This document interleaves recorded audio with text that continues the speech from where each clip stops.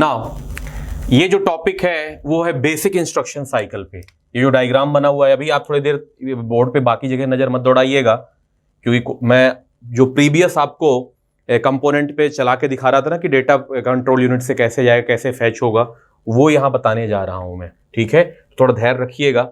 जो मैं बोल रहा था ना प्रैक्टिकली करके कैसे देखेंगे, तो यहाँ पे अपन प्रैक्टिकली देखने वाले हैं। तो इसको बोलते हैं basic instruction cycle. Basic instruction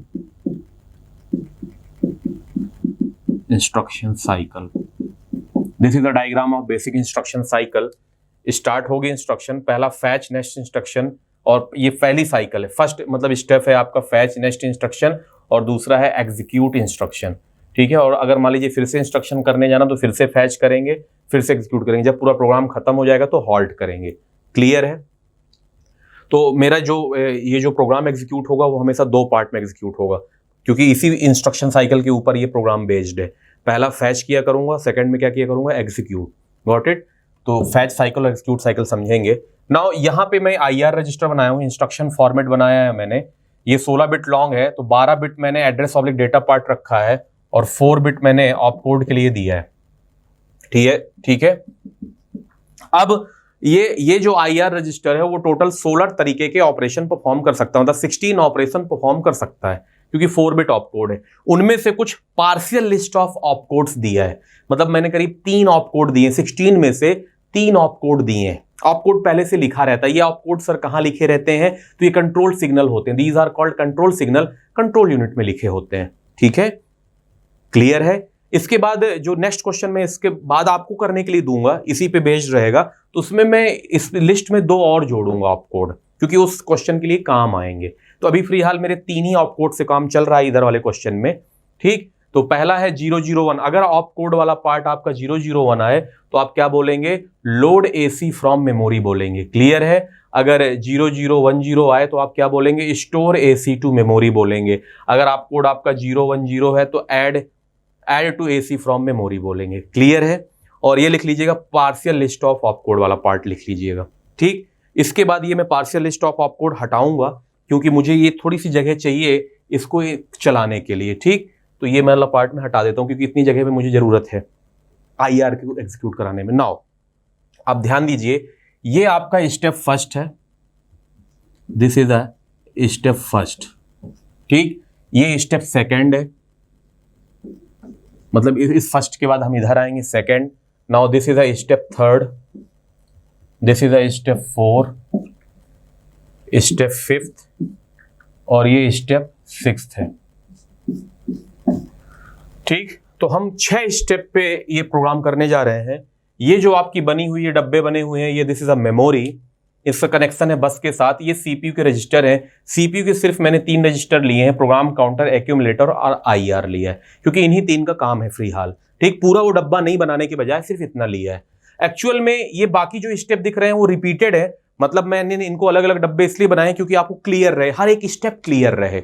मतलब मैं एक ही डब्बे पे सारा काम ना करके कैसे स्टेप, मतलब इसके पूरे स्नैपशॉट, मतलब पहला स्टेप का ये अलग से स्नैपशॉट, दूसरे का अलग।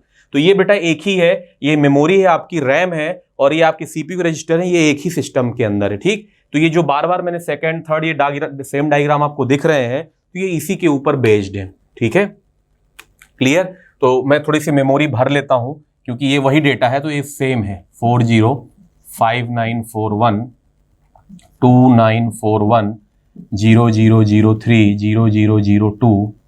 ठीक, इधर भी है आपका 1940 5941 2941। अभी आपको समझ में नहीं आ रहा होगा कि क्या लिखा है, मुझे भी नहीं आ रहा है और कंप्यूटर को भी नहीं आ रहा है। वो तो तभी पता चलेगा जब IR रजिस्टर में जाएगा। ठीक है, तो अभी तो बस ये देखिए, ये मैं डेसिमल फॉर्म, मतलब हेक्साडेसिमल फॉर्म में नंबर लिए हैं। ये बाइनरी रखने के बजाय ये 16 बिट अंदर डेटा रख सकता है, और ये जो एड्रेस है वो 12 बिट का है। ठीक है, तो ये हेक्साडेसिमल फॉर्म में नंबर रखे हुए हैं आपके, किसमें, हेक्साडेसिमल। ठीक है, हेक्साडेसिमल में इसलिए एड्रेसेस वगैरह रखे जाते हैं क्योंकि रीडेबिलिटी बढ़ जाए और थोड़ी सी बिट भी कम लगती हैं, तो इस वजह से हेक्साडेसिमल में आपको मिलेंगे। ठीक, तो 1940, मैं इसको थोड़ा सा भर लूँ मेमोरी, जिससे मैं इस चलाते वक्त मैं इजीली तरीके से इसको चला पाऊँ और आपको एक सिंगल शॉट में ये बता पाऊँ कि ये कर क्या रहा है। ठीक है, इसके अंदर भी 194059412941 0003 0002 194059412941 0003 0002 अभी ऐसे रख लीजिए आप। क्लियर है? अब मैं स्टेप फर्स्ट से चलाऊंगा, मुझे भी नहीं पता। अब प्रोग्राम, ये आपकी मेमोरी है, यहां से प्रोग्राम एग्जीक्यूट होना शुरू होगा। क्या होना शुरू होगा? एग्जीक्यूट। क्लियर? कैसे? प्रोग्राम काउंटर, कंट्रोल यूनिट आई, कंट्रोल F9 आपने दबाया, प्रोग्राम काउंटर के पास एड्रेस आएगा। किसका आएगा? नेक्स्ट इंस्ट्रक्शन का। तो नेक्स्ट इंस्ट्रक्शन क्या है आपकी? 300 पे इंस्ट्रक्शन है। ये मुझे नहीं पता कि ये इंस्ट्रक्शन है, डेटा है, तो मैं उसको बाय डिफॉल्ट इंस्ट्रक्शन ट्रीट करता हूं। तो ये सब आपकी इंस्ट्रक्शन लिखी हुई है, अभी आपको भी नहीं पता कि क्या कर रही है। ठीक, बस आपको ये पता है कि 300 नंबर पे आपकी इंस्ट्रक्शन है। वो कैसे पता चलेगा? कंट्रोल यूनिट प्रोग्राम काउंटर को क्या देगा? एड्रेस देगा। क्या देगा? 300।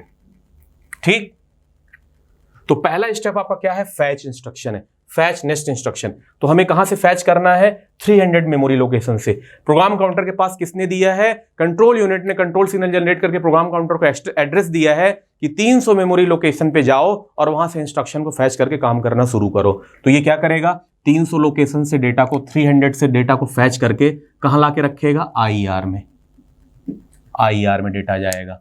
तो IR में डेटा क्या जाएगा आपका? 1940। ये स्टेप 1 कंप्लीट हो गया। स्टेप 1 मतलब फैच इंस्ट्रक्शन साइकिल कंप्लीट। अब जो हमारी कहानी शुरू होगी वो IR पे शुरू होगी। दिस इज अ IR, इस पे कहानी शुरू होगी।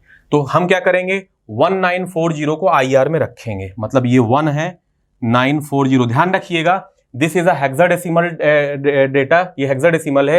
एक क्वेश्चन उठ रहा होगा, सर आपने पीसी को यहां इतना छोटा क्यों लिया है? एक्चुअल में पीसी आपका 12 बिट का है। तो पीसी किसके ऊपर डिपेंड करता है? एड्रेस लोकेशन के ऊपर। अगर आपकी मेमोरी का एड्रेस 12 बिट का है, 12 बिट का है, तो आप प्रोग्राम काउंटर कितने बिट का रखना पसंद करेंगे? 12 बिट का रखना पसंद करेंगे। तो यहां पे जो प्रोग्राम काउंटर है वो 12 बिट लॉन्ग है, ठीक, और जो एक्यूमुलेटर है वो 16 बिट है, और ये भी IR भी 16 बिट है।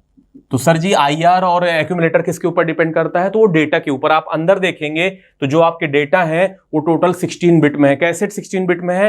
हेक्साडेसिमल में है बेटा। एक ये जो है वो 4 उसमें बिट में बाइनरी में बदल जाता है। तो ये टोटल हेक्साडेसिमल में कितने बिट आएंगे? 16 बिट आएंगी। ठीक है, तो हेक्साडेसिमल में रीडेबिलिटी नहीं बनती, ये पूरा बोर्ड भी भर जाता और मैं करवा भी सही से समझा भी नहीं पाता, इसलिए मैंने हेक्साडेसिमल फॉर्म में लिया है। सिस्टम में तो आपके बाइनरी फॉर्म में रहेगा। ठीक, ध्यान रखेंगे। तो ये 16 बिट का है। तो ध्यान रखिएगा, पीसी किसके ऊपर डिपेंड करता है, मतलब प्रोग्राम काउंटर की बिट किसके ऊपर डिपेंड करती हैं? तो मेमोरी के एड्रेस के ऊपर डिपेंड करती है कि मेमोरी के एड्रेस का लोकेशन क्या है। अगर मेमोरी के एड्रेस, जितने भी आप एड्रेसेस यूज कर रहे हो मैक्सिमम 12 बिट के हैं, तो प्रोग्राम काउंटर 12 बिट का रखा मैंने, इसलिए आपको ये छोटा छोटा दिख रहा होगा। और एक्यूमुलेटर कितने बिट का रखा मैंने? 16 बिट का रखा। एक्यूमुलेटर 16 बिट का क्यों रखा? क्योंकि मेरे जो डेटा पार्ट हो सकते हैं जो अंदर दिख रहा है मेमोरी के, वो 16 बिट का दिख रहा है। कितने बिट का दिख रहा है? 16 बिट का। और जो IR रजिस्टर है वो भी 16 बिट का है, क्योंकि इंस्ट्रक्शन आपकी कितनी बिट की बन रही है? 16 बिट की बन रही है। क्लियर है? तो ये पार्ट आपको क्लियर हो जाना चाहिए। नाउ सबसे पहले इसने फैच किया, तो 19, तो 1 को मैं बाइनरी में लिख लेता हूं। तो 1 का बाइनरी क्या होगा? 001 होगा। This is a binary. Now second cycle में आए हैं, ये सेकेंड साइकिल। तो ध्यान रखिएगा, जब आप सेकेंड साइकिल मतलब एग्जीक्यूट इंस्ट्रक्शन करने आते हैं, तो जैसे ही आप एग्जीक्यूट इंस्ट्रक्शन करने आते हैं तो ये वाली जो डब्बा है ये खाली हो जाता है। तो इसका काम क्या होता है? इंस्ट्रक्शन, नेक्स्ट इंस्ट्रक्शन का एड्रेस रखना। ये हमेशा क्या लिखा है? Fetch next instruction. तो ये अभी फैच नहीं करेगा, लेकिन आप ध्यान रखिएगा, जब आप एग्जीक्यूट करने आएंगे, वहां 2 काम करेंगे। इंस्ट्रक्शन को डिकोड भी करेंगे और साथ में प्रोग्राम काउंटर को क्या करेंगे? 1 से इंक्रीमेंट करेंगे। उसके पीछे रीजन है, प्रोग्राम काउंटर हमेशा नेक्स्ट इंस्ट्रक्शन का एड्रेस रखता है। कौन सी नेक्स्ट इंस्ट्रक्शन? अगर कोई एक इंस्ट्रक्शन एग्जीक्यूट हो रही होती है तो उसके जस्ट आगे वाले इंस्ट्रक्शन का एड्रेस रखता है, या जो लोकेशन में जाना होता है वहां का रखता है। ठीक, तो यहां पे नेक्स्ट इंस्ट्रक्शन का एड्रेस अब क्या हो जाएगा? 301। मतलब कहने का मतलब यह हुआ कि जब IR रजिस्टर में आप एनकोड कर रहे हैं, इसकी एनकोडिंग एग्जीक्यूशन और इंक्रीमेंट प्रोग्राम काउंटर का एक साथ करना है, मतलब स्टेप नंबर 2 पे करना है। तो वैल्यू प्रोग्राम काउंटर क्या हो जाएगी? 301, क्योंकि हमारे पास अभी 2 ही स्टेप हैं। कई बार ये स्टेप और बढ़ जाते हैं। ये स्टेप बढ़ जाते हैं कहां पे? मैं जब पाइपलाइनिंग समझाऊंगा आपको। यही इंस्ट्रक्शन साइकिल आगे इंस्ट्रक्शन पाइपलाइन के रूप में बदल जाएगा। ठीक है, तो ये पाइपलाइन वाला जो पार्ट है वो इंस्ट्रक्शन साइकिल के ऊपर ही बेस्ड है। उसके कुछ फायदे हैं पाइपलाइनिंग के, वो अपन पाइपलाइनिंग में करेंगे। तो नाउ 301 हो गया। ठीक है, अभी यहां से फैच नहीं करनी है, अभी एग्जीक्यूट करना है। तो ये किसको एग्जीक्यूट करने के लिए बोल रहा है? 194, मतलब अभी इंस्ट्रक्शन IR रजिस्टर का यही है। अब ये एग्जीक्यूट क्या, 1940 अब ये करने के लिए क्या बोल रहा है, ये देखो क्या करने के लिए बोल रहा है। एग्जीक्यूट साइकिल में है, second step is execute, first step always fetch, second execute. ठीक, तो एग्जीक्यूट, अब जब एग्जीक्यूट करेंगे पहले इंस्ट्रक्शन को तभी तो पता चलेगा। तो देखिए 001 क्या बोल रहा है, लोड AC फ्रॉम मेमोरी की जगह क्या हो जाएगा, यहां पे मेमोरी मतलब कितना है 940, तो क्या हो जाएगा लोड AC फ्रॉम 940, इसको ऐसे रीड करिए, फ्रॉम मेमोरी, मेमोरी मतलब यहां पे क्या एड्रेस है ये 940 का, तो ये क्या बोल रहा है लोड AC फ्रॉम किस लोकेशन से, 940 लोकेशन से। 940 लोकेशन में क्या है आपका 003 है, कहां लोड करना है आपका एक्यूमुलेटर में, तो ये एक्यूमुलेटर में आके लोड हो जाएगा, क्या लोड हो जाएगा 0003। ठीक है, ये प्रोग्राम काउंटर है, ये AC है, ये IR है। क्लियर है? नाउ अब इसके बाद ये स्टेप कंप्लीट हुआ, अब हमारा नेक्स्ट इंस्ट्रक्शन का एड्रेस क्या है 301, तो यहां पे 301 रखिए, क्या रखिए 301। ठीक, एक्यूमुलेटर में भी वैल्यू क्या कंटेन कर रहा है 003। अब क्या करेंगे, नेक्स्ट इंस्ट्रक्शन को फैच करेंगे, क्योंकि वो वाली इंस्ट्रक्शन एग्जीक्यूट हो गई, तो अब क्या है, अभी अपने पास इंस्ट्रक्शन बची है, तो ये साइकिल फिर से घूम जाएगा। फैच नेक्स्ट इंस्ट्रक्शन, अभी प्रोग्राम हाल्ट पे नहीं जाएगा, क्योंकि अभी हमारी इंस्ट्रक्शन बची हुई है। क्यों बची हुई? क्योंकि हमारे अंदर अभी एड्रेस आ गया 301 का, तो 301 से क्या लोड होगा IR रजिस्टर में इस बार, तो उसके ऊपर ओवरराइड हो जाएगा 1940 के ऊपर, क्या आएगा अब 5941। This is a fetch cycle. Now fetch cycle is complete, तो सबसे पहले इंक्रीमेंट करना है, किसको इंक्रीमेंट करना है, प्रोग्राम काउंटर को। अब ये 5941 एग्जीक्यूट होगा, तो क्या एग्जीक्यूट होगा देखिए, क्या एग्जीक्यूट करने के लिए बोल रहा है, तो 5941 यहां पे 5 की वैल्यू रखिए, 5 का मतलब इसको मैं इस वाले फॉर्म में रख दूं 010, ठीक, और 5941। देखिए अब ये क्या बोल रहा है, तो ये बोल रहा है ऐड, इसका मतलब क्या है, ये आप कोड को डिकोड करिए, add to AC from memory मतलब 941, ऐड टू AC में जो है उसको ऐड करो, कहां से लेके आके, मेमोरी 941 से लाके। ठीक है, तो 941 मेमोरी में क्या है देखिए, 941 में 002 है, तो ये जाएगा यहां, और यहां पे क्या होगा 0003 0002 ऐड होगा, तो ये 0005 होगा, तो ऐड मतलब एग्जीक्यूट कर रहा है, और एग्जीक्यूट करके यहां पे क्या करेगा लोड कर देगा, ये एग्जीक्यूशन यूनिट पे डाल दिया, अर्थमेटिक लॉजिक यूनिट ALU को दे देगा कि आप ऐड करके दो, तो ऐड करके अब रिजल्ट क्या हो जाएगा बेटा ये 005, अब आपका रिजल्ट आ जाएगा 0005। ठीक है, क्योंकि हमने जो 594 इंस्ट्रक्शन को फैच करके लाए थे, वो क्या बोल रहा है, वो ये बोल रहा है कि ऐड करिए AC फ्रॉम मेमोरी। क्लियर है? तो ये इंस्ट्रक्शन भी कंप्लीट हुई, एक इंस्ट्रक्शन दो पार्ट में कंप्लीट हो रही, दो स्टेप में, पहला स्टेप है फैच और दूसरा एक स्टेप में एग्जीक्यूट कर रहा है, सेकंड जो ये है। नाउ अब फिफ्थ स्टेप में आइए, फिफ्थ स्टेप आपका यहां पे है, फिफ्थ में क्या करेगा देखिए, फिफ्थ में आपका ये करवाएगा, जो करवाएगा PC, जो भी काम करना है वो PC के माध्यम से ही होगा। किसके माध्यम से होगा? PC। तो अब आपका PC क्या बोलता है देखिए, PC AC IR, PC की वैल्यू कितनी है 302 है।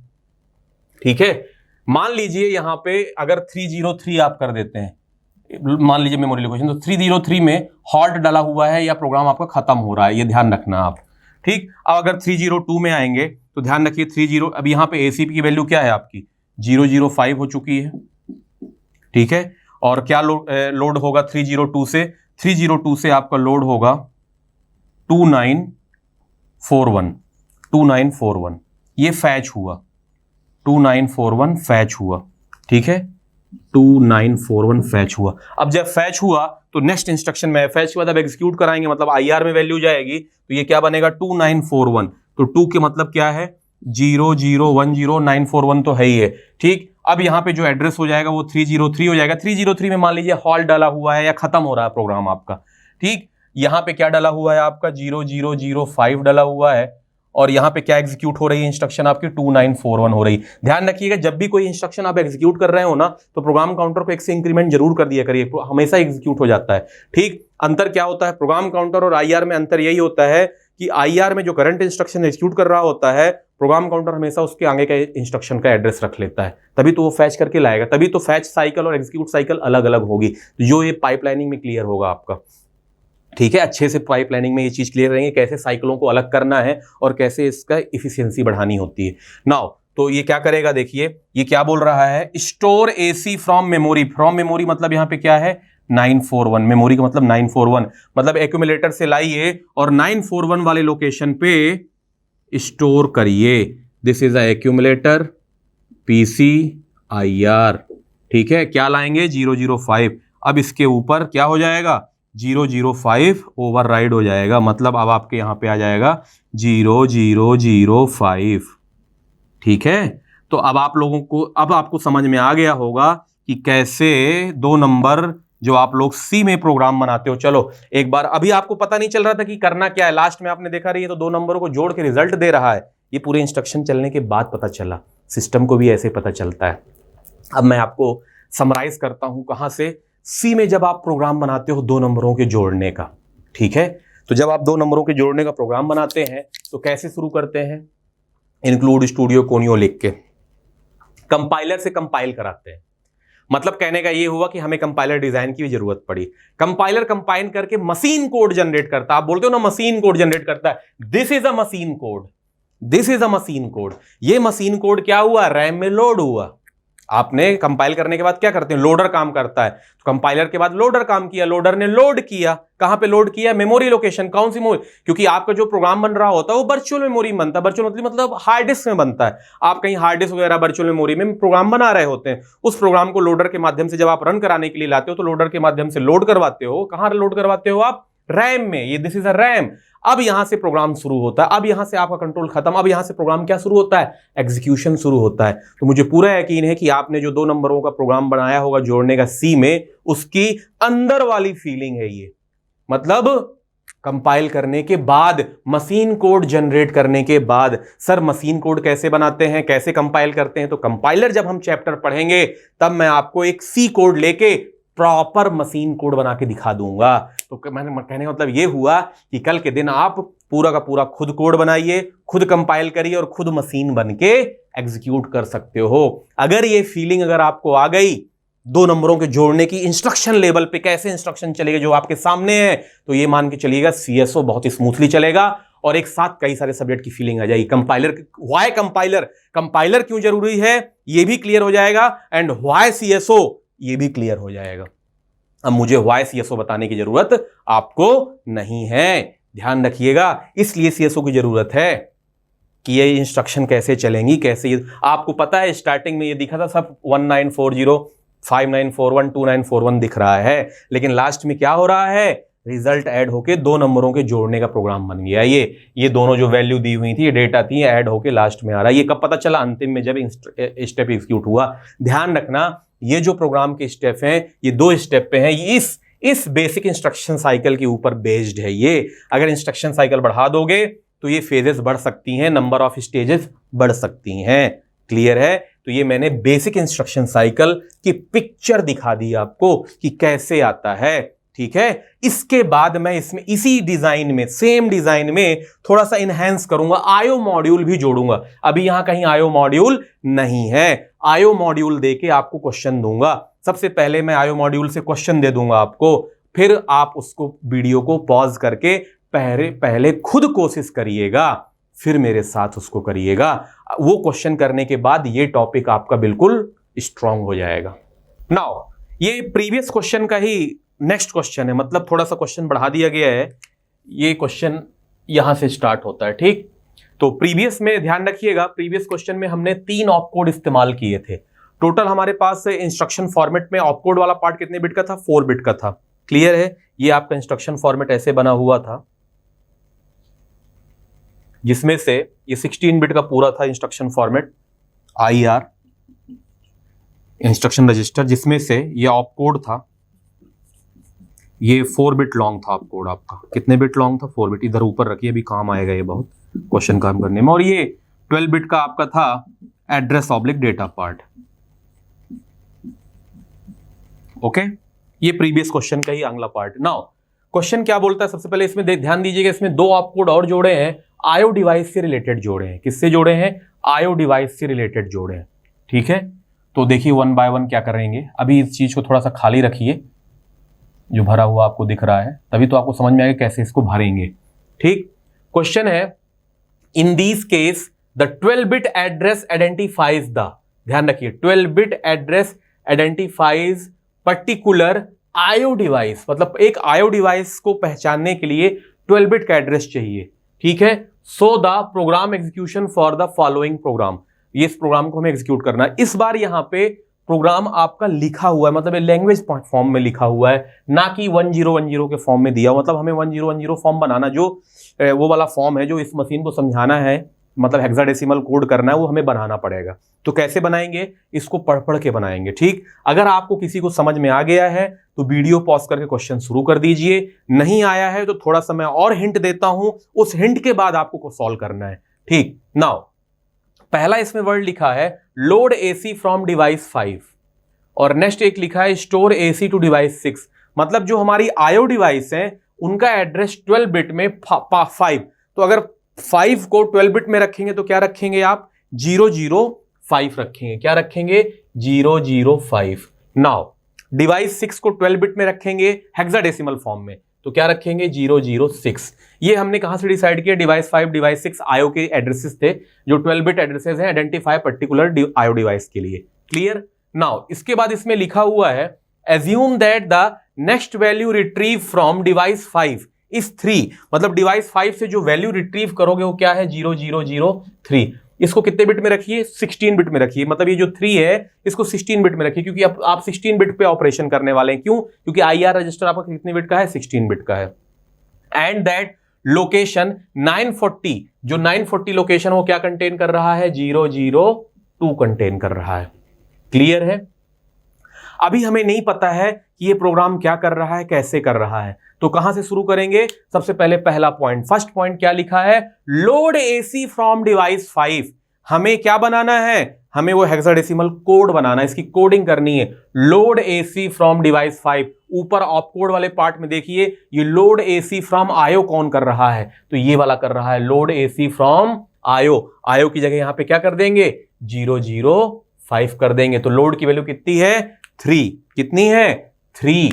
तो ये इंस्ट्रक्शन क्या बन जाएगा, 3005। 005 क्या है, आपके डिवाइस का एड्रेस है। और लोड एसी फ्रॉम आईओ करने के लिए क्या आप कोड दिया गया है, आपका 001 दिया गया है। ठीक है, लोड एसी फ्रॉम आईओ के लिए। क्लियर। नाउ सेकंड इंस्ट्रक्शन देखिए, ऐड। अब अगर अब क्लियर हो गया, इतने हिंट से क्लियर हो गया, तो आप बाकी का बना के और शुरू हो जाइए इधर। ठीक है, ये सारे स्टेप दिए हुए हैं। अगर नहीं क्लियर हुआ है तो सेकंड स्टेप देखिए, add contents of memory location 940। Add contents of memory location 940।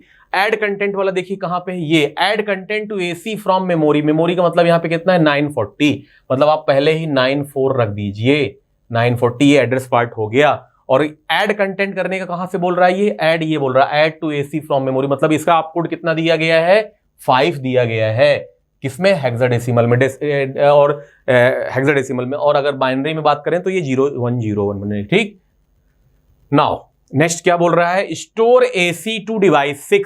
अब स्टोर एसी टू डिवाइस 6 वाला आपको ढूंढिए, ये है store AC to IO. IO का मतलब यहां पे क्या है, डिवाइस 6, 006। क्या है आपको, ये 7, तो क्या बनेगा ये 7006। अगर अब ये बन गया है तो उसके बाद की कहानी तो अब आपसे बन जानी चाहिए। ठीक है, अब तो सिर्फ आपको इसको चलाना है जैसे अपन पहले चलाए हैं। तो सबसे पहले इंस्ट्रक्शन अब मैं चला के दिखाता हूं, अगर आप नहीं भी चला पाए हैं। ठीक, कैसे करेंगे, 3। सबसे पहले आपका पीसी कहां से आएगा, control unit control signal generate करेगा। वो कंट्रोल सिग्नल आपके प्रोग्राम काउंटर पे जाएगा एड्रेस के रूप में। क्या एड्रेस जाएगा, 300 से प्रोग्राम को एग्जीक्यूट करो। तो 300 में आपका क्या डाला हुआ है, इंस्ट्रक्शन, वो कहां लोड होगा, आईआर रजिस्टर में। क्या लोड होगा आपका, 3005। क्लियर है। अब ये सेकंड स्टेप पे जाएगा। ठीक, ये वैल्यू आप हर जगह डाल दीजिए, 3005, 5940, 7006, ये हर जगह आप डाल दीजिए। और नीचे भी क्या है, यहाँ पे 0002। ठीक, ये 0002 जो हमने लिखा था, 0002, यहाँ पे क्या लिखा था, ये पुराना वैल्यू थी 003, तो ये हर जगह लिख दीजिए। यहाँ पे 003, ये 2, यहाँ पे 0003, ठीक है। मेमोरी तो पूरा भर ही दीजिए आप। 300559407006, तभी तो आप स्मूथली कर पाएंगे। 002, ऐसे इधर 3005594070060002, ठीक। नाउ इधर भी 3005594070060002, ठीक। 300559407006 एंड 0002, क्लियर है। ये डाल के रखिए। इधर भी जो आपकी आयो है 0002 है, इस वाले आयो में भी 0002, सॉरी 3 है आयो में, ठीक। इस वाले आयो में भी 0003, इसमें भी 0003। ये एक बार में कर दिए, क्योंकि ये बार बार करने की बजाय एक बार सिंगल शॉट, ठीक है। मेमोरी आपकी एक ही है, इतनी 6 मेमोरी नहीं हो, तो स्टेप बता रहा हूं मैं आपको, क्लियर है। नाउ तो पहले स्टेप में हमने फैच किया, तो चलिए फैच करके आप यहां ला के रखिए। यहां ला के रखेंगे, क्या रखेंगे 3, तो 3 को कैसे ओपन कर लीजिए, ऐसे, क्लियर। और क्या है 0005 है। अब रीड करिए 001 क्या बोल रहा है, लोड एसी फ्रॉम आयो। आयो क्या है 005 है, मतलब 005 लोकेशन से कहां पे लोड करिए, एक्यूमुलेटर में। 005 लोकेशन मतलब कहां से आ रहा है, ये आयो एआर का एड्रेस था। ये जो प्रोग्राम काउंटर 300 का एड्रेस रखा हुआ है, किसके लिए है, इनपुट आउटपुट के लिए, क्योंकि इनपुट आउटपुट से ये उठ के आना है। ये जो आएगा क्या आएगा 005, ये जो 005 है, ये एड्रेस कहां जाएगा आपके आयो एआर में, और इनपुट आउटपुट से क्या निकल के आएगा आपका डेटा, मतलब आयो डिवाइस से क्या निकल के आएगा 003। ये कहां लोड होगा, एक्यूमुलेटर में। क्या लोड हो जाएगा 0003।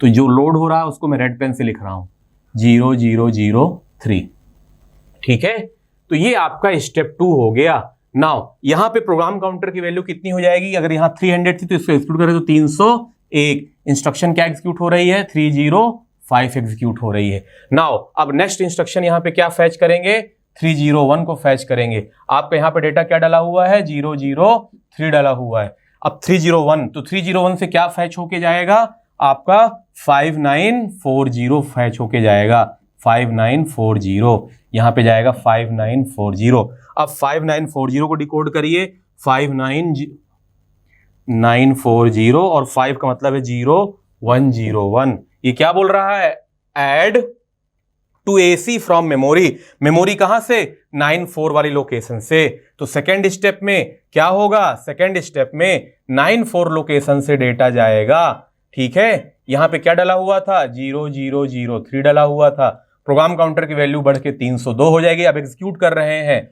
और आईआर में कौन सी इंस्ट्रक्शन डली हुई है 5940, इसी को तो एग्जीक्यूट कर रहे हैं। ये क्या बोल रहा है कि जो 002 आया है, मतलब इसमें इसमें ऐड करिए 0003 में 0002 ऐड करिए तो क्या आएगा 5। अब इसकी वैल्यू क्या हो जाएगी 5 हो जाएगी, ये खत्म, ठीक है। इसको लाके इसमें ऐड कर दिए। नाउ नेक्स्ट अब फिर से क्या आएगा 302, तो 302 से फैच करेंगे। यहां पे वैल्यू कितनी है 0005, ठीक है। 302 से क्या फैच करेंगे, इंस्ट्रक्शन क्या फैच होके आएगी 7006। ये फैच साइकिल खत्म। नाउ एग्जीक्यूशन के लिए जाएंगे, प्रोग्राम काउंटर 303 हो जाएगा, ठीक है। इसकी वैल्यू तो 005 ही है, क्लियर है। और इंस्ट्रक्शन की वैल्यू 7006 है। अब इंस्ट्रक्शन कह क्या रही है ये देख लेते हैं। 7 का मतलब हो गया 0111, और ये क्या लोकेशन दिया है 006 दिया है। इसका मतलब यहां देखिए आप कोड में स्टोर एसी मतलब एक्यूमुलेटर से स्टोर करो, कहां स्टोर करो 006 में, तो 006 में स्टोर कर दीजिए। 006 ये है, तो ये जो पार्ट है 005 ये आपका 006 में जाके स्टोर हो जाएगा। तो यहां पे क्या आ जाएगा आपका 0005। इस बार भी हम 2 नंबरों के जोड़ने का प्रोग्राम किए हैं। तो हुआ क्या है कि एक ऑपरेंड आयो डिवाइस में था, आयो लोकेशन में था, और एक ऑपरेंड आपका कहां पे था मेमोरी में था। और इन दोनों ऑपरेंड को ऐड करने के बाद आपने कहां स्टोर किया है आईओ डिवाइस में स्टोर किया है। तो इसमें मैंने आईओ की भी इंस्ट्रक्शन मिला दी, मतलब आईओ का भी ऑपकोड मिला दिया है। ठीक है, तो ये दो क्वेश्चन आपने जो किए हैं इससे सारा पार्ट आपका क्लियर हो जाएगा। मुझे पूरी उम्मीद है कि अब आपको instruction cycle, basic instruction cycle बिल्कुल क्लियर कट, क्रिस्टल क्लियर, बिल्कुल क्रिस्टल क्लियर हो गया होगा। ठीक, अब इसमें एक स्टेट ट्रांजिशन डायग्राम है इंस्ट्रक्शन साइकिल में, वो इसी के ऊपर बेस्ड है जो हमने काम किया है, तो वो मैं आपको बना के दिखाता हूं और थोड़ी सी उसकी बस उसी में थ्योरी है स्टेट ट्रांजिशन डायग्राम में। नेक्स्ट जो हम टॉपिक देखेंगे वो इंस्ट्रक्शन साइकिल का instruction cycle state diagram, instruction cycle state diagram. ठीक, तो कहीं पे भी लिख लीजिए जहां पे जगह आपको दिख रही है, इंस्ट्रक्शन साइकिल, ऊपर यहां पे लिख रहा हूं इंस्ट्रक्शन साइकिल स्टेट डायग्राम। अभी हम जो प्रीवियस क्वेश्चन किए हैं ये उसी के ऊपर based instruction cycle state diagram. Clear है? ये अभी गुंडू, जितने गुंडू आपको दिख रहे हैं, गोले दिख रहे हैं, इनमें आपस में मैं कनेक्शन बना के दिखाता हूं कैसे। सबसे पहला काम होता है आपका instruction address calculation. Instruction address calculation मतलब ये कंट्रोल यूनिट के माध्यम से होता है कि कहां से आपको प्रोग्राम को चलाना है, तभी तो प्रोग्राम काउंटर के पास एड्रेस जाएगा। तो पहला स्टेप होता है इंस्ट्रक्शन एड्रेस कैलकुलेशन। जैसे ही आप ये कैलकुलेट कर लेते हैं तो इसके बाद आप कहां जाते हैं, इंस्ट्रक्शन फैच पे। कहां जाते हैं? Instruction fetch. जैसे इंस्ट्रक्शन आप फैच कर लेते हैं तो उसके बाद आप कहां जाते हैं, यहां इंस्ट्रक्शन ऑपरेंड डिकोडिंग। फिर क्या करते हैं, इंस्ट्रक्शन फैच करने के बाद आईआर रजिस्टर में इंस्ट्रक्शन को लाके वहां पे क्या करते हैं, इंस्ट्रक्शन को डिकोड करते हैं, पता करते हैं क्या काम करना है। और उसके बाद हम क्या करते हैं, अगर उसमें कोई ऑपरेंड होता है तो ऑपरेंड का एड्रेस कैलकुलेट करते हैं। क्या करते हैं? ऑपरेंड का एड्रेस कैलकुलेशन करते हैं। ठीक, और उस ऑपरेंड को क्या करते हैं, फैच करते हैं। क्या करते हैं? फैच। मान लीजिए एक से ज्यादा ऑपरेंड है, मल्टीपल ऑपरेंड हो सकते हैं, तो फिर से वापस लौटेंगे, फिर से ऑपरेंड एड्रेस कैलकुलेट करेंगे। मतलब यहां पे क्या लिख देंगे, मल्टीपल ऑपरेंड्स। हो सकता है कई सारे आपके ऑपरेंड हो, ठीक, तो मल्टीपल ऑपरेंड्स फैच हो सकता है। क्या हो सकता है? Multiple operand. Got it? Now जैसे ही आपने ऑपरेंड फैच किया तो उस ऑपरेंड को फैच करने के बाद या मल्टीपल ऑपरेंड जो भी आपको फैच किए, उसके बाद आप क्या करेंगे, उसके ऊपर डेटा ऑपरेशन लगाएंगे। क्या काम करेंगे? डेटा ऑपरेशन, प्लस माइनस जो भी करना चाहेंगे। ठीक है, उस डेटा ऑपरेशन के बाद क्या करेंगे, जो रिजल्ट आएगा उस रिजल्ट को आपको स्टोर करना होगा। तो जब आप वापस से स्टोर करेंगे तो फिर से ऑपरेंड एड्रेस कैलकुलेशन होगा कि उसको कहां रखा जाए। तो एक बार फिर से क्या होगा, ऑपरेंड एड्रेस कैलकुलेशन। हो सकता है फिर उसको कहां जाएंगे, ऑपरेंड को स्टोर करने जाएंगे। हो सकता है कोई आपका ऐसा रिजल्ट हो a प्लस बी प्लस सी, तो पहले आपने a प्लस बी को सॉल्व किया, फिर a प्लस बी सी को सॉल्व किया, मतलब आपको मल्टीपल ऑपरेंड जाके सेव करना हो सकता है। तो यहां पे क्या हो सकते हैं, मल्टीपल ऑपरेंड, मतलब मल्टीपल किसके स्टोर किए जा सकते हैं, एड्रेस के। तो मल्टीपल रिजल्ट हो सकते हैं, यहां पे क्या हो सकते हैं, मल्टीपल रिजल्ट हो सकता है। एक से ज्यादा रिजल्ट आ रहे हो एक ही इंस्ट्रक्शन में, तो आप लिख सकते हो ये जो बार बार अपन कर रहे हैं, मल्टीपल रिजल्ट। ठीक है, और उस मल्टीपल रिजल्ट के बाद आपका फाइनल ये कंप्लीट होके यहां आएगा। एक यहां भी आ सकता है रिटर्न ऑफ स्ट्रिंग, मतलब हो सकता है वापस से ऑपरेंड आपको फैच करना हो। जैसे आपने a प्लस बी किया, फिर आपको वापस से c चाहिए, तो फिर से आपने c को फैच किया और फिर काम करने के लिए चले गए। या हो सकता है कि इंस्ट्रक्शन क्या हो जाए, आपकी कंप्लीट हो जाए, इंस्ट्रक्शन कंप्लीट, तो फिर क्या करेंगे, फिर से फैच नेक्स्ट इंस्ट्रक्शन करेंगे। क्लियर है? एक बार फिर से जल्दी से समराइज करते हैं इंस्ट्रक्शन साइकिल स्टेट डायग्राम को और कंप्लीट करते हैं ये टॉपिक। ये प्रीवियस उसी के टॉपिक बेस्ड है जो हम अभी करके देख चुके हैं। नाउ फिर से एक बार, सबसे पहला स्टेप होता है इंस्ट्रक्शन एड्रेस कैलकुलेशन। सबसे पहले हम इंस्ट्रक्शन एड्रेस कैलकुलेट करते हैं, फिर उसके बाद इंस्ट्रक्शन को फैच करते हैं, कहां से मतलब लाना, ये कहां से लाना है ये कैलकुलेशन होता है, फिर उसको फैच करके लाते हैं, फिर उसको इंस्ट्रक्शन को डिकोड करते हैं आईआर के माध्यम से। डिकोड करने के बाद उसमें ऑपरेंड की जरूरत पड़ती है, तो ऑपरेंड एड्रेस कैलकुलेट करते हैं, फिर ऑपरेंड को फैच करते हैं। अगर मल्टीपल ऑपरेंड हो सकता है तो 2 बार आ सकते हैं या 3 बार आ सकते हैं। ठीक है, जो ऑपरेंड आ गया उसके ऊपर डेटा ऑपरेशन लगाते हैं। डेटा ऑपरेशन के बाद जब रिजल्ट आएगा तो उस रिजल्ट को स्टोर कराने के लिए एड्रेस की चाहिए पड़ेगा कि कहां पे जाके स्टोर करेंगे, तो उसका एड्रेस कैलकुलेट करते हैं और फिर ऑपरेंड को स्टोर करते हैं। अगर मल्टीपल रिजल्ट हो सकते हैं, तो मल्टीपल बार आपको कैलकुलेट करना पड़ेगा, स्टोर करना पड़ेगा। यहाँ से इंस्ट्रक्शन वापस से घूमेगी, अगर मान लीजिए कोई बचा हुआ पार्ट है डेटा का तो वापस से रिटर्न ऑफ स्ट्रिंग और वेक्टर डेटा में चला जाएगा। अगर नहीं बचा हुआ है, इंस्ट्रक्शन कंप्लीट हो गई है, तो फैच नेक्स्ट इंस्ट्रक्शन। क्लियर है? तो ये इंस्ट्रक्शन साइकिल स्टेट डायग्राम है। ध्यान रखिएगा, जो ये बेसिक इंस्ट्रक्शन साइकिल है इसमें मैंने इंटरप्ट वाला पार्ट इंक्लूड नहीं किया है। तो जब मैं इंटरप्ट नामक चैप्टर पढ़ाऊंगा आपको, इंटरप्ट वाला, उस वाले चैप्टर में मैं आपको इंस्ट्रक्शन साइकिल के अंदर इंटरप्ट वाला पार्ट भी जोड़ूंगा। तो मतलब वहां पे इंटरप्ट इंक्लूड करेंगे इंस्ट्रक्शन साइकिल के अंदर, और देखेंगे कि गलती से कहीं बीच में, यहां अभी कहीं इंटरप्ट नहीं आ रहा है, तो जब इंटरप्ट आएगा तो कैसे ये इंस्ट्रक्शन साइकिल बदलेगी, तो ये अपन इंटरप्ट वाले टॉपिक में देखेंगे। ठीक, तो अभी मैंने सिर्फ ये बेसिक इंस्ट्रक्शन साइकिल वाला डायग्राम बताया है। ध्यान रखिएगा, इंटरप्ट अभी मत डालिएगा, इंटरप्ट अलग से चैप्टर लेंगे और वहां पे देखेंगे।